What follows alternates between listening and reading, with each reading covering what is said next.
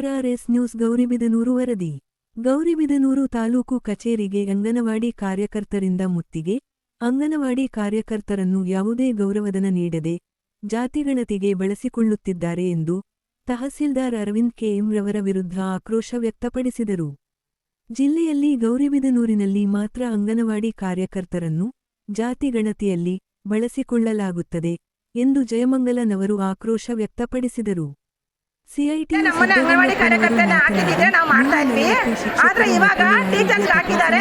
ಅವ್ರು ಮಾಡೋದು ಗೊತ್ತಾಗಿಲ್ಲ ಅವ್ರಿಗೆ. ಕೆಲವ್ರಿಗೆಲ್ಲ ಮಾಡಿ ಕೆಲವು ಮನೆಗೆ ಬಿಟ್ಟಿದ್ದಾರೆ. ಇವಾಗ ಅದನ್ನ ನಮ್ಮ ಮೇಲೆ ಹೊರೆ ಹಾಕ್ತಾ ಇದಾರೆ. ಅಂಗನವಾಡಿ ಕಾರ್ಯಕರ್ತರ ಮೇಲೆ ಹೊರೆ ಹಾಕ್ತಾ ಇದಾರೆ. ನಾವು ಮಾಡ್ಬೇಕಂತ ಅದು ನಮಗ್ ಬರೋದಿಲ್ಲ. ನಮಗೆ ಮೊದ್ಲು ಹಾಕಿ ನಾವು ಮಾಡ್ತಾ ಇದ್ವಿ. ಆದ್ರೆ ಆಧಾರ್ ಕಾರ್ಡ್ ಕೆಲವರು ಬೇರೆ ತಾಲೂಕುಗಳಲ್ಲಿ ಎಲ್ಲಾನು ಬೇರೆ ತಾಲೂಕುಗಳಲ್ಲಿ ಯಾವ ಜಿಲ್ಲೆ ಚಿಕ್ಕಬಳ್ಳಾಪುರ ಜಿಲ್ಲೆಯಲ್ಲಿ ಬೇರೆ ತಾಲೂಕಲ್ಲಿ ಎಲ್ಲೂ ಅಂಗನವಾಡಿ ಕಾರ್ಯಕರ್ತರೇ ಸರ್ವೆ ಮಾಡ್ಬೇಕಂತ ಹೇಳಿಲ್ಲ. ಸಹಕಾರ ಕೊಡಿ ಅಂತ ಹೇಳಿದ್ದಾರೆ. ಆದ್ರೆ ಯಾವ ಮನೆ ಬಿಟ್ಟಿದೆ ಅವ್ರ ಮನೆ ನೋಡಿ ರೇಷನ್ ಕಾರ್ಡ್ ಅಡ್ರೆಸ್ ಹೇಳ್ಬಿಟ್ಟು ಅವ್ರ ಮನೆ ಸಹಕಾರ ಕೊಡಿ ಅಂತ ಹೇಳಿದಾರೆ ಅಷ್ಟೇ. ಆದ್ರೆ ನಮ್ಮ ತಾಲೂಕಲ್ಲಿ ನಮ್ಮ ತಹಶೀಲ್ದಾರು ಸಿಡಿಪೋಗೆ ಹೇಳ್ತಾರೆ, ನಿಮ್ಗೆ ನೋಟಿಸ್ ಕೊಡ್ತೀವಿ, ನೀವು ಟೀಚರ್ಸ್ಗೇನು ಇದು ಮಾಡ್ತಾ ಇಲ್ಲ ಅಂದ್ಬಿಟ್ಟು ಅಂತ. ಅವ್ರು ಏನು ಮಾಡ್ತಾರೆ, ನಮಗೆ ನೋಟಿಸ್ಗಳು ಕೊಡ್ತೀವಿ, ನೀವು ಕೆಲಸ ಮಾಡ್ತಾ ಇಲ್ಲ ಅಂದ್ಬಿಟ್ಟು ಅಂತ ನಮ್ಗೆ ಹೇಳ್ತಾರೆ. ನಮಗೆ ಅಂಗನವಾಡಿ ಕೆಲಸ ಜಾಸ್ತಿ ಇದೆ. ಮಕ್ಕಳಿಗೆ ಫೋಟೋ ಕ್ಯಾಪ್ಚರ್ ಮಾಡಬೇಕು, ರೇಷನ್ ಕೊಡಬೇಕು, ಮತ್ತು ಗರ್ಭಿಣಿ ಬಾಣಂತಿರಿಗೆ ರೇಷನ್ ಕೊಡಬೇಕು, ಫೇಸ್ ಕ್ಯಾಪ್ಚರ್ ಮಾಡಬೇಕು, ಅವ್ರ ಆಧಾರ್ ಕಾರ್ಡು KYC ಎಲ್ಲ ಮಾಡಬೇಕು. ನಮಗೆ ಕೆಲಸ ಜಾಸ್ತಿ ಇದೆ. ಇದ್ರ ಜೊತೆಗೆ ಭಾಗ್ಯಲಕ್ಷ್ಮಿ ಬಾಂಡ್ಗಳು ಅವ್ರೇನೋ ಮಾಡಿಸ್ಬೇಕು ಅಂದರೆ ಅದನ್ನು ನಾವೇ ಮಾಡಬೇಕು. ಎಲ್ಲ ಕೆಲಸದ ಒತ್ತಡ ಜಾಸ್ತಿ ಇದೆ ನಮಗೆ ಅಂಗನವಾಡಿ ಕಾರ್ಯಕರ್ತರಿಗೆ. ಮೊಬೈಲಲ್ಲೇ ಎಲ್ಲ ಕೆಲಸ ಮಾಡಬೇಕು. ಮಾನಸಿಕವಾಗಿ ನಮ್ಗೆ ಇವಾಗಲೇ ಹಿಂಸೆ ಆಗ್ತಾ ಇದೆ. ನಮ್ಮ ಮೊಬೈಲ್ ಕೊಟ್ಬಿಟ್ಟು ನಮಗೆ ಅದ್ರ ಜೊತೆಗೆ BLO ಕೆಲಸನೂ ಒತ್ತಡ ಏರೋದು ನಮ್ಮ ಮೇಲೆ. ಆಯಿತು, ಅದನ್ನು ಮಾಡ್ತಿದ್ದೀವಿ ಇವಾಗ. ಆಯಿತು, ಒಪ್ಕೊಂಡಿದ್ದೀವಿ. ಇವಾಗ ಅದ್ರ ಜೊತೆಗೆ ಸರ್ವೆ ಮಾಡೋದಕ್ಕೆ ಟೀಚರ್ಸ್ಗೆ ಹಾಕಿದ್ಮೇಲೆ ಅವರೇ ಮಾಡಬೇಕಾಗಿತ್ತು. ಅವ್ರು ಮಾಡಿ ಬಿಟ್ಟರೆ ಮನೆಗಳನ್ನ ನಾವು ಮಾಡಬೇಕು ಅಂತ ಹೇಳ್ತಾ ಇದ್ದಾರೆ. ಅದು ಮಾಡಿದ್ರು ಮತ್ತೆ ಎಲ್ಲ ಮನೆಗಳಿಗೂ ಯಾವ ಮನೆಗೆ ಆಗಿದೆ ಸರ್ವೆ, ಯಾರಾಗಿಲ್ಲ, ಯಾವ ಮಕ್ಕಳು ಬಿಟ್ಟಿದ್ದಾರೆ ಅವ್ರು ಮಾಡೋರು ಅವರೇ ಮಾಡಬೇಕಾಗಿತ್ತು. ಫಸ್ಟೇನೆ ಯಾವ ಮನೆಗೆ ಹೋಗಿ ಮೊದಲು ನಮಗೆ ಹೇಳಿದ್ರೆ ಇಂಥ ಮನೇಲಿ ಇಂಥ ಮಗು ಇಲ್ಲ ಅಂತ ಹೇಳಿದ್ರೆ ನಾವು ಅದನ್ನು ಹೇಳ್ತಿದ್ವಿ. ಅದು ಬಿಟ್ಬಿಟ್ಟು ನಾವು ಅವ್ರ ಜೊತೆಗೆ ಹೋಗ್ಬೇಕಂತ ಸರ್ವೆಗೆ. ಈ ಕಡೆ ನಮ್ಮ ಕೆಲಸ ಆಗಿದೆ ಅಂದರೆ ನಮಗೆ ಪರ್ಸೆಂಟೇಜ್ ಕಡಿಮೆ ಮಾಡ್ತಾರೆ. ನಿಮ್ಮ ಕೆಲಸ ಆಗಿಲ್ಲ ನೀವು ಅಂತ 3 ಗಂಟೆ ಆದರೂ ನೀವು ಈ ಥರ ಮೆಸೇಜ್ ಅಂತ ನಮಗೆ ಆಫೀಸಿಂದ ಮೆಸೇಜ್ ಹಾಕ್ತಾ ಇರ್ತಾರೆ. ಆದರೆ ಈ ತಹಶೀಲ್ದಾರ್ ಏನು ಮನೋಭಾವನೆ ಇದ್ದಾರೆ ಸರ್, ಈ ತಹಶೀಲ್ದಾರ್ ಸರ್ಗೆ ಸಕಲೇಶಪುರದಲ್ಲಿ ಅಂಗನವಾಡಿ ಕಾರ್ಯಕರ್ತರು ಏನೂ ಕೆಲಸ ಮಾಡಲ್ಲ. ಅಂದರೆ ಅವ್ರಿಗೆ ಜನಸಂಖ್ಯೆ ಕಡಿಮೆ, ಅಲ್ಲಿ ಮನೆಗಳು ದೂರ ಇದ್ದಾವೆ ಸಕಲೇಶಪುರದಲ್ಲಿ. ಅಲ್ಲೇ ಆ ಪರಿಸ್ಥಿತಿನೂ ಈ ಕಡೆನೇ ಇದೆ ಅಂದ್ಬಿಟ್ಟು ಇವ್ರ ಮನೋಭಾವನೆ ಇರಬೇಕು.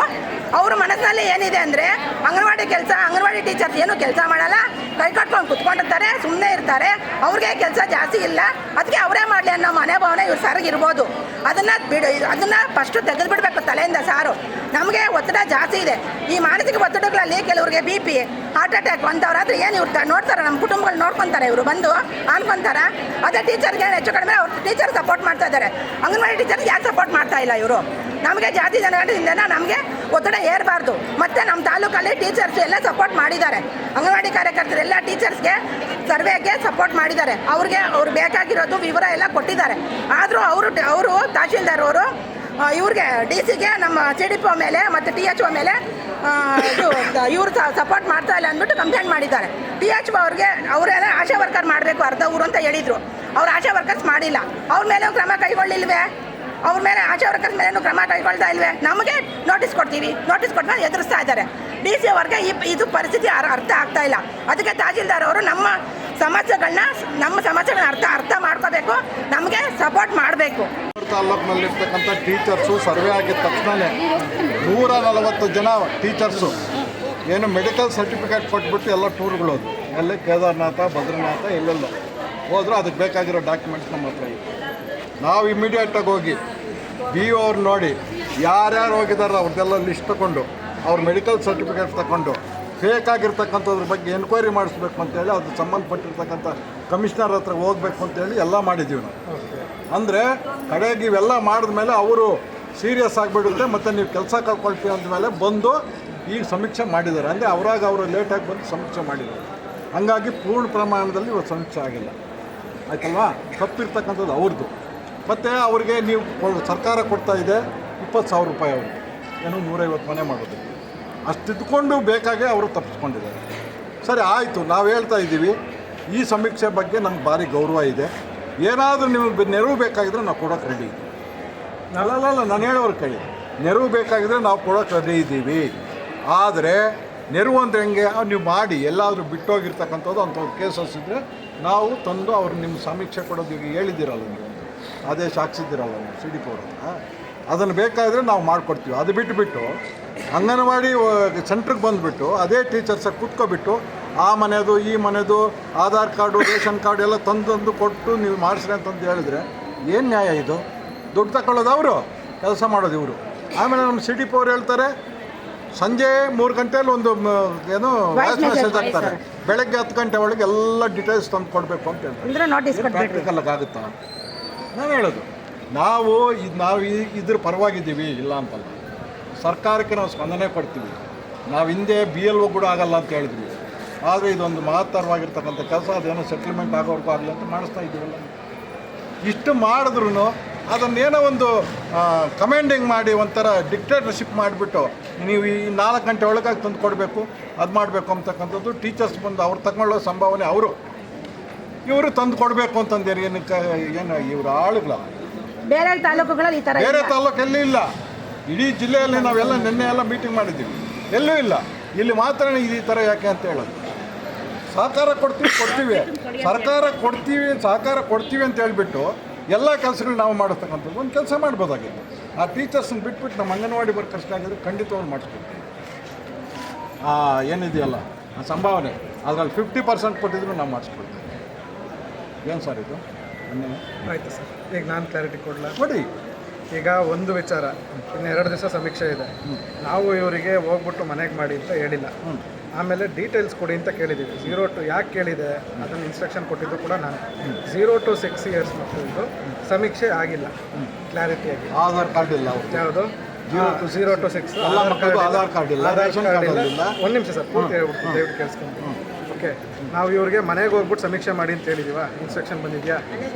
ಮನೆಗೆ ಹೋಗಿದ್ದಾರೆ ಆಗಿದೆಯೋ ಇಲ್ವೋ ಅಂತ ಕೇಳ್ಕೊಬನ್ನಿ ಅಂತ ಹೇಳಿದ್ರೆ ನೀವು ಅದನ್ನು ಹೆಲ್ಪ್ ಮಾಡಿಸ್ತೀವಿ ನೀವು ಹೇಳಿದ್ರಿ. ಈಗ ಬಿಟ್ಟೋಗಿರೋದನ್ನ ಮಾಡಿಸೋದಕ್ಕಷ್ಟೇ ನಾವು ಕೂಡ ಕೇಳ್ತಿರೋದು. ಆಮೇಲೆ ಇನ್ನೊಂದು ಏನಾಗಿದೆ, 0 to 6 years ಏನಿದೆಯಲ್ಲ ಅದರದ್ದು ಪಾಪ್ಯುಲೇಷನ್ ಇವರಲ್ಲಿ ಸಿಗುತ್ತೆ. ಓಕೆ, ಏನು ನಿಮ್ಮ ಹತ್ರ ರೇಷನ್ ಕಾರ್ಡ್ ಇರುತ್ತೆ ಮಗೋದಿದ್ರೆ, ಅಥವಾ ಆಧಾರ್ ಕಾರ್ಡ್ ಇರುತ್ತೆ. ಸೊ ಹಾಗಾಗಿ ಅದನ್ನು ನಾವು ಈಗ 14,000 ಚಿಲ್ಲರೆ 0 to 6 years ಇರ್ತಕ್ಕಂಥ ಕಿಡ್ಸ್ ಇದ್ದಾರೆ ನಮ್ಮ ತಾಲೂಕಲ್ಲಿ. ಆ ವಿಚಾರಕ್ಕೋಸ್ಕರ ಇವರು ಹೆಲ್ಪ್ ಮಾಡಲಿ ಅಂತ ಕೇಳಿರೋದು. ಓಕೆ, ಆಮೇಲೆ ಸಂಭಾವನೆ ಏನಿದೆಯಲ್ಲ, ಸಂಭಾವನೆ ಇರೋದು ಈಗ 1 ತಿಂಗಳಿಂದನೂ ಓಡಾಡಿದ್ದಾರೆ, ಎಲ್ಲ ಮನೆಗಳಿಗೂ ಹೋಗಿ ಬಂದಿದ್ದಾರೆ, ಮಾಡಿದ್ದಾರೆ. ಆಮೇಲೆ ನಮಗೂ ಫಸ್ಟೇ ಆರ್ಡರ್ಸ್ ಕೊಟ್ಟಿದ್ದರೆ ಇವರನ್ನು ಆ್ಯಡ್ ಮಾಡ್ಬೋದು ಅಂತ ನಾವು ಖುಷಿಯಾಗಿ ಆ್ಯಡ್ ಮಾಡ್ತಿದ್ವಿ. ಓಕೆ, ನಮಗೂ ಕೂಡ ಅದು ಡೈರೆಕ್ಷನ್ಸ್ ಹಿಂಗೆ ಬಂದಿರೋದು, ಹಾಗಾಗಿ ಈ ಥರ ಆಗಿದೆ. ಈಗ ದಯವಿಟ್ಟು 2 ದಿವಸ ನಮಗೆ ಹೆಲ್ಪ್ ಮಾಡಲಿ. ನಾವು ಕೇಳ್ತಿರೋದೇನು, ಬಿಟ್ಟೋಗಿರೋ ಮಕ್ಕಳು ನೀವು ಸಮೀಕ್ಷೆ ಮಾಡಬೇಡಿ ಮೇಡಮ್. ಪೂರ್ತಿ ಕೇಳಿಸ್ಕೊಬಿಡಿ, ಕೇಳಿಸ್ಕೊಳ್ಳಿ, ಸ್ವಲ್ಪ ಪೂರ್ತಿ ಕೇಳಿಸ್ಕೊಳ್ಳಿ. ಈಗ ನಾವು ಕೇಳೋದು ಹೆಲ್ಪ್ ಮಾಡಿ ಅಂತ. ನಮ್ಮಲ್ಲಿ ಎಲ್ಲ ಕಡೆಯೂ ಹೆಲ್ಪ್ ಆಗ್ತಿದೆ, ಎಲ್ಲ ಕಡೆಗೂ 0 to 6 years ಏನು ನಡೀತಿದೆಯೋ ಅದು ನಡೀತಿದೆ. ನೀವುಗಳು ಕೂಡ ಅಲ್ಲ ಸರ್, ಒಂದು ನಿಮಿಷ ಸರ್, ಸರ್ವೆಗೆ ಹೋಗಿದ್ದಾರಲ್ಲ ಸರ್ ಇವರು ಟೀಚರ್ಸ್ ಹೋಗಿದ್ದಾರಲ್ಲ, ಅವ್ರು ಆ ಮನೆಗೆ ಹೋದಾಗ ಅವ್ರು ತಗೋಬೇಕಾಗಿತ್ತಲ್ವಾ? ನಮ್ಮನ್ನ ಇವಾಗ ಕೇಳಬಹುದು, ಅವ್ರು ತಗೋಬೇಕಾಗಿತ್ತಲ್ವಾ? ಅವ್ರು ಕೊಡ್ತಿದ್ರಲ್ವಾ?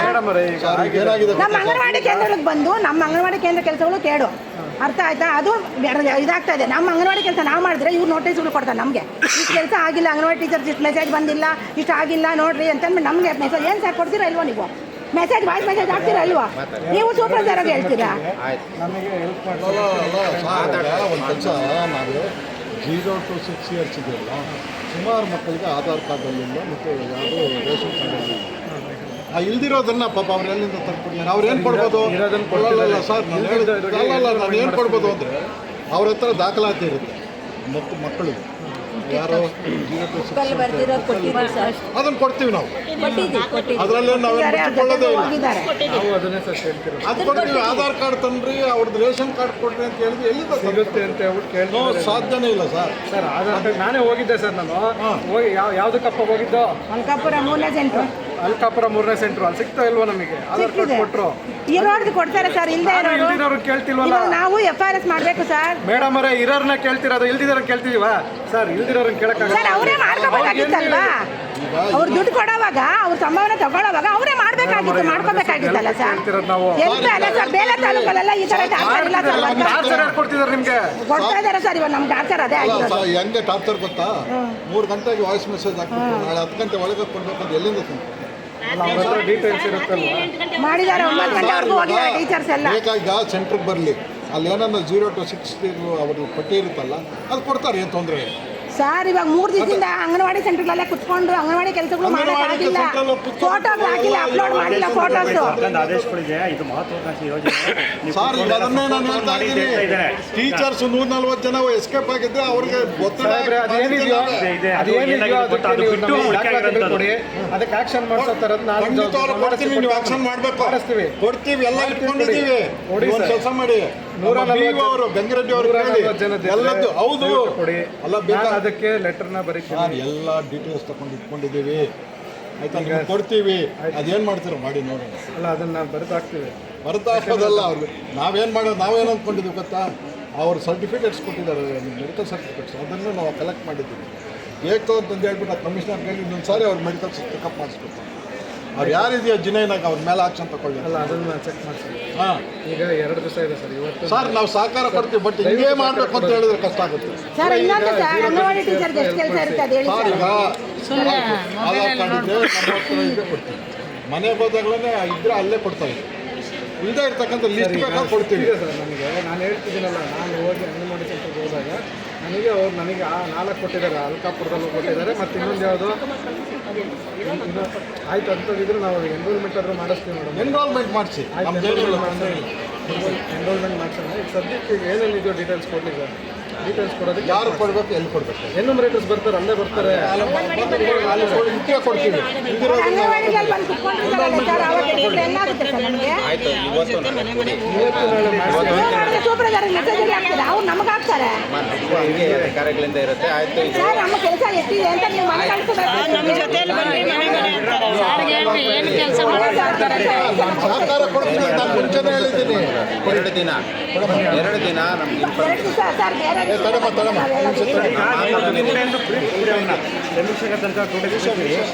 ಆಯ್ತು ಸರ್, ನಾನು ಹೇಳ್ತೇನೆ.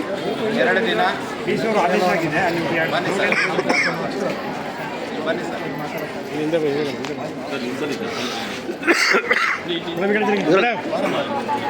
ಜಯಮಂಗಳಕ್ಕ ಗ್ರೌಂಡ್ ಇಟ್ಲ ಆಯ್ತು ಮೇಡಮ್ ಅವ್ರು ಮಾತಾಡ್ತಾರೆ ಮುಂದೆ ಕರ್ಕೊಂಡು